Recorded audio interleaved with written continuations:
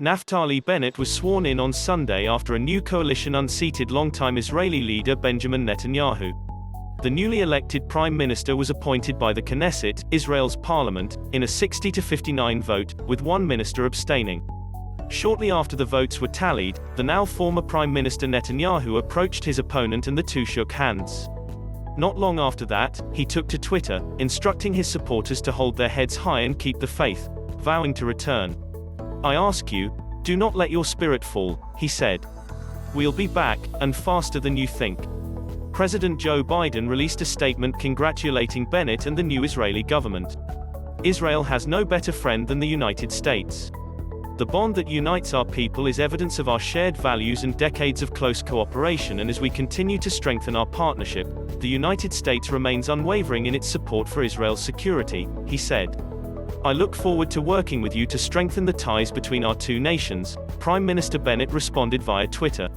The ejection of Israel's longest-serving prime minister was made possible by a band of unlikely allies from across the political spectrum, brought together by the shared belief that Netanyahu had to go.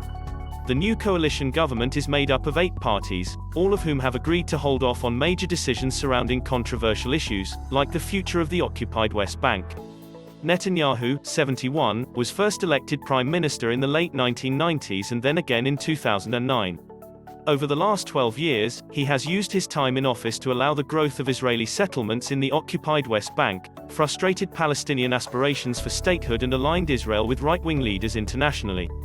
Among his loyal supporters, he's seen as a strong defender of Israel who made the country an economic success and oversaw an effective battle against the coronavirus.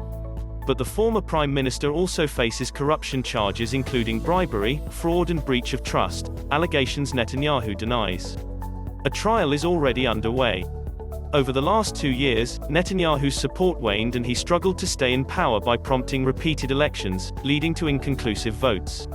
But earlier this month, Netanyahu's opposition came to a complicated agreement to form a majority.